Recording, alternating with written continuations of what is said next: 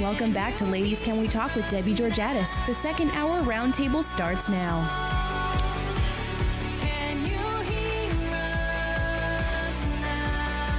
Hey, thank you so very much. This is Debbie Georgatos. Thanks so much for tuning back in. Ladies, Can We Talk? We have on the line Jacki Pick, who is a friend, and she's also a fellow talk show host and an energy expert. And we've been talking about the UN-sponsored climate change conference. And I think Carrie, did you have Carrie, one of my leading ladies is here, Carrie and Dorinda Randall. Carrie was going to ask some. Yes. Hi, right? Jacki. I have a question about, you said one of the goals of the president participating in this climate change subject was to give a good PR face to climate change. Mm-hmm. I want to ask your opinion about some things that happened that I'm aware of while he was there. I understand that Al Gore was actually on the Eiffel Tower during the Paris attacks. Yes, that's right. And when they turned the lights out that night. So was Al Gore physically on the Eiffel Tower as the lights were turned off while he was up there to talk about climate change? You know, I saw a story about this too. I was actually in Europe at the time, and not Paris, thankfully. But yes, I believe that is right. He was up there just gusting at 80 miles an hour. If that and just the whole doesn't, thing got shut down. That just says it all. But there's some other things that while Obama was in Paris, I was aware of. I was aware that the flower and candle memorial for the Paris attack victims was desecrated by climate change protesters. Did you see that, Jacki, or did you know about that? I did not. I'm also aware that Obama was given 3 minutes to speak and ignored a buzzer 5 different times and spoke for 14 minutes. And that he thinks he's still in the U.S. Senate. Correct. Violating the rules like always. Correct. That's and right. I'm also aware that he has been soundly mocked, even by Al Jazeera, by saying that climate change is our biggest threat. So my question is, Jacki, do you think he succeeded in putting a good PR face on the issue of climate change? Well, you know, it's only a handful of people that he really needs to impress. Those people who are there right now already know he's an empty suit. But for the people who fund the green movement, some of whom are people invested in green technology hedge funds and things like that, and some of whom are petrostates. Petrostates like, let's say, Qatar, which owns and operates Al Jazeera, for example. They, I think, are happy to push in on fossil fuels as being a bad thing because, after all, it has no effect in their country. Their leaders don't care about activism, but our leaders do.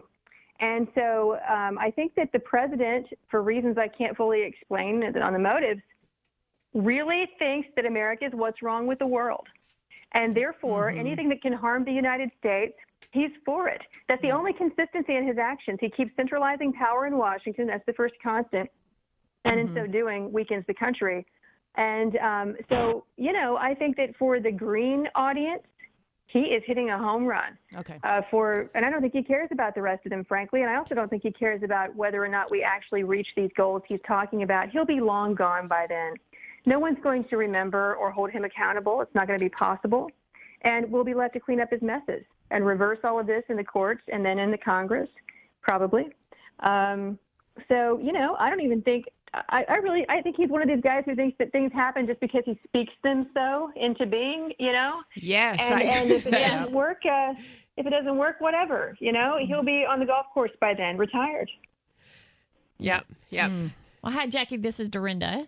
And Hello, Dorinda. Hi, how are you? Oh, well, we already know how you're doing. But anyway, I was wanting to know, the one thing that you keep hearing the left say is the scientists that are saying that we are in global warming.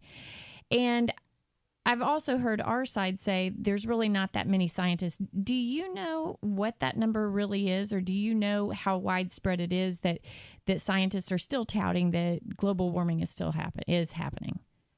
Well, you know, there's a great article that I will recommend to you by one of our colleagues named Alex Epstein.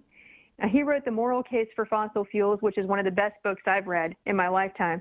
But also he wrote an article in Forbes.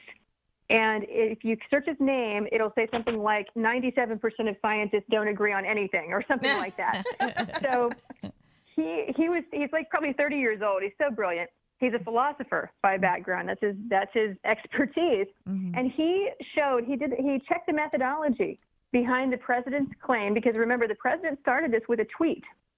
that 97% of scientists agree. Now, on its face, obviously, he didn't poll 97% of scientists. As you know, these are a small sampling of scientists who are cherry-picked, who they think support their position. But Alex actually contacted these scientists and said, okay, what exactly is it that you agree with? Is it that climate change is happening? Is it that humans are causing it? Is that it's so much to a level it's dangerous? You know, what exactly are you agreeing on? And most of these scientists were like, I didn't say any of that. Wow. I didn't agree to any of this. So it's fantastic. So I talked about this article on my show. I recommend it to everyone. So that's the first thing. And on the flip side, Fox News just came out with a poll showing that about 97% of Americans don't really believe in climate change. Why? Because they're smart. Yeah, people aren't buying it. I'm actually shocked and awed at how the American people can think critically. Because, you know, you just hear this echo chamber in the press of all these people who do this advocacy, and they all get paid to say the things they say generally. But it turns out the American people do not think that climate change is the most important issue. And if you really believed what these people in Paris are saying, then they've been saying for decades that we're all going to walk outside one day and just, you know, incinerate alive under global warming. Yeah. And if you really believe that, then you would clearly think that that's more important than everything else. Right. And obviously people don't buy it. And as Debbie and I were saying not too long ago, look at the real estate sales, you know, in these areas that Al Gore says will be submerged in water in 10 years. Nobody buys it. My favorite one was Ted Turner saying that we're all going to be cannibals by 2030. Because of global warming. Just so we have we have 14 more years, guys, before I start eating.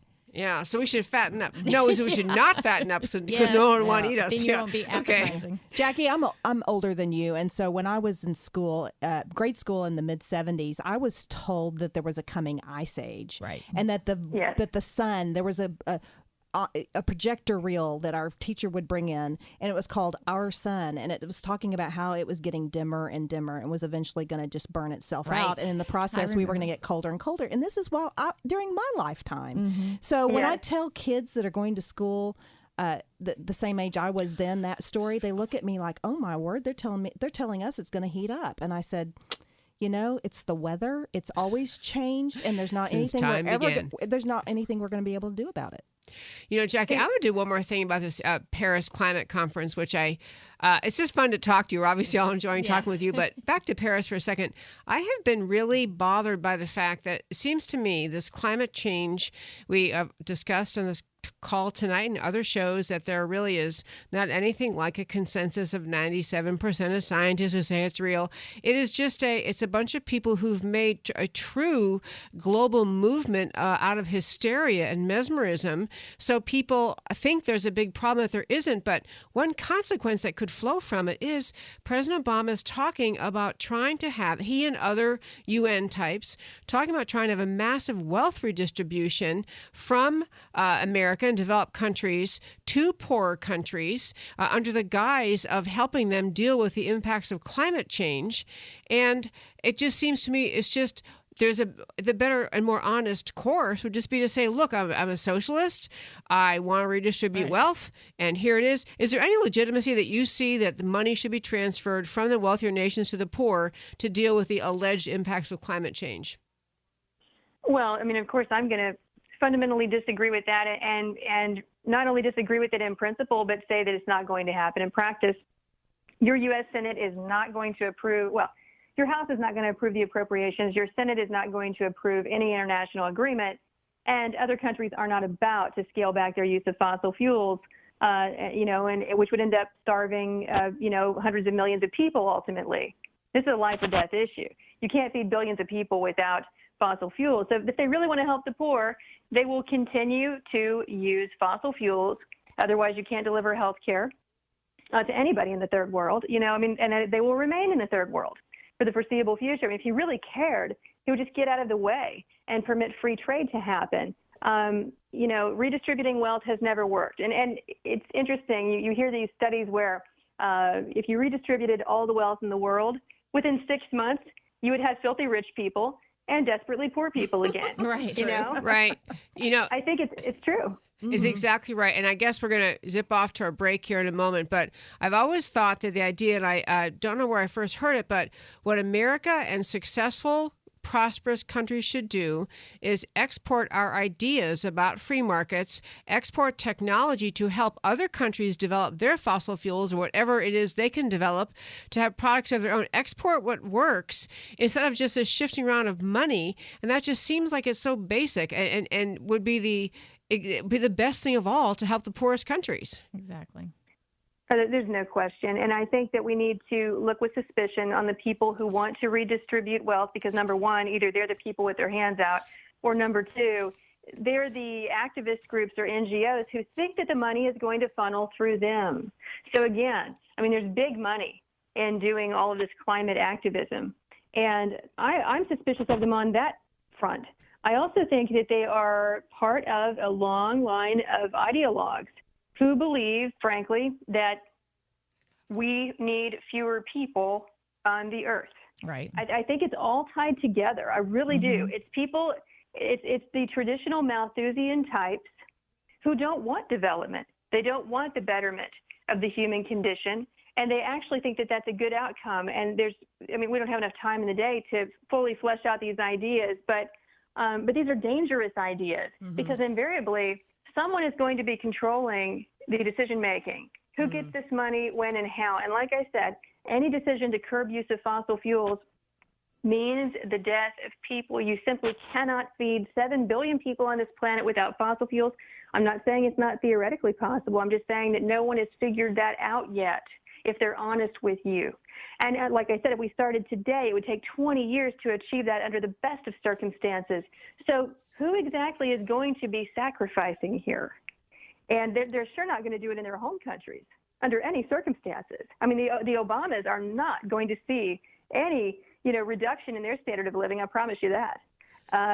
So look for who they expect to be doing this on the back of. It will be the third world, really. Jacki Pick, you are brilliant. This is Debbie Georgatos and Ladies Can We Talk. We're talking with Jacki Pick, who has her own radio show called The Jacki Daily Show. And if you want to quickly tell our listeners how to find it, and then we got to zip off to our break. Absolutely. You can find The Jacki Daily Show at jackidaily.com or on theblaze.com/radio on Sundays from 2 to 4 and on demand, iTunes, SoundCloud, and Stitcher.com. Jacki, thank you so much. Great call. Great conversation. Thank you. You're welcome. Thank you, Debbie. Really, really had fun. Good. Thank you, Jacki.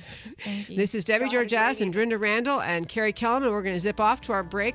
So we had a big lineup of guests, and now we have so many subjects we're going to